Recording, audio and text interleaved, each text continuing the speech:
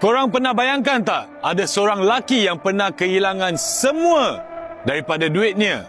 Roketnya meletup berkali-kali, syarikat keretanya hampir bankrupt, dunia mentertawakannya, tapi lelaki ini enggan menyerah. Hari ini, beliau membantu mengubah industri otomotif, mengubah industri angkasa dan bercakap tentang menghantar manusia ke planet Marikh.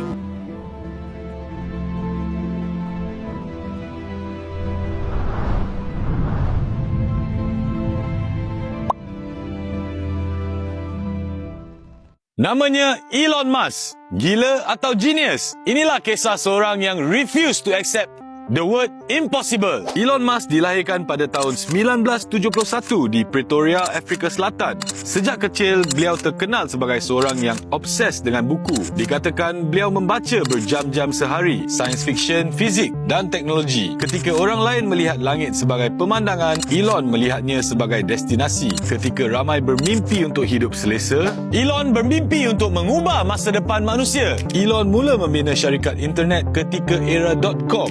Syarikat pertamanya, Zip2, dijual sekitar 300 juta USD pada tahun 1999. Kemudian, beliau membantu membina X.com dan akhirnya berkembang menjadi PayPal sebelum acquired oleh eBay pada tahun 2002. Kebanyakan orang apabila menjadi kaya, mereka berehat, beli kapal layar, beli pulau, bersara.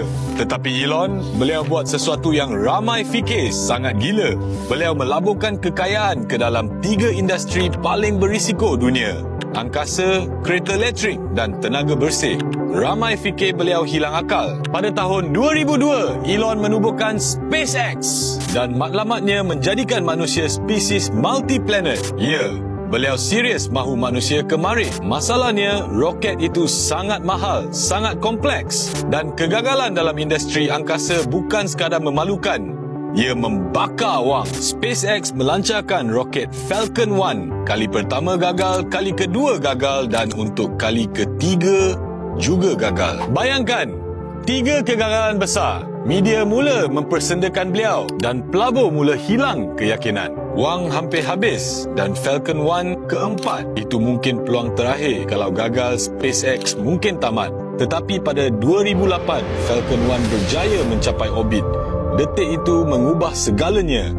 Tidak lama kemudian, NASA memberikan kontrak penting kepada SpaceX. Hari ini, SpaceX menjadi syarikat angkasa swasta yang paling berpengaruh di dunia. Reusable rocket, crew mission, Starship, semua bermula dengan lelaki yang enggan berhenti selepas 3 kegagalan. Ramai yang fikir Elon mengasaskan Tesla. Secara teknikal, Tesla diasaskan oleh Martin Eberhard dan Mark Tapernik.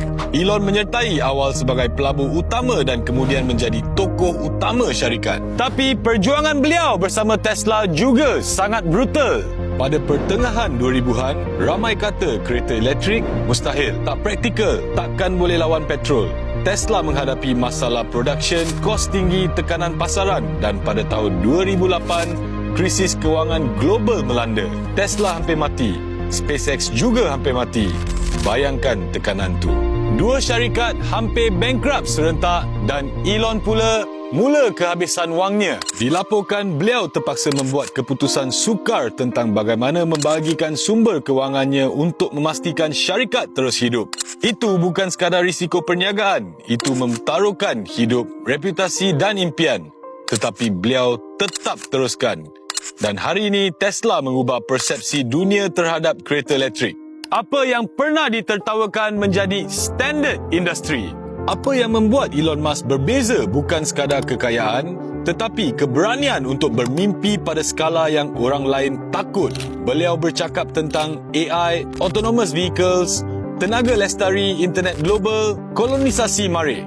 Apa yang membuat Elon Musk berbeza bukan sekadar kekayaan, tetapi keberanian untuk bermimpi pada skala yang orang lain takut. Ramai yang nampak kegilaan, tetapi sejarah kadang-kadang memanggilnya visi. Kadang-kadang, dunia akan ketawa apabila anda bercakap tentang impian besar. Kadang-kadang, anda akan gagal. Sekali, 2 kali, 3 kali. Kadang-kadang, orang paling hampir dengan anda sendiri akan meragui anda. Tapi, kisah Elon Musk mengajar kita sesuatu. Bukan semua orang mampu melihat masa depan. Kalau Elon berhenti selepas 3 roket gagal, SpaceX mungkin tak wujud seperti hari ini. Kalau beliau menyerah ketika Tesla hampir rebah, dunia otomotif mungkin sangat berbeza. Kadang-kadang garisan antara gila dan genius hanyalah satu perkara, keazaman untuk tidak berhenti atau never give up. Dan ingat, impian besar sentiasa kelihatan mustahil sehingga seseorang membuktikannya. Kenal asal-usul, kuatkan jati diri dan jom follow Mel.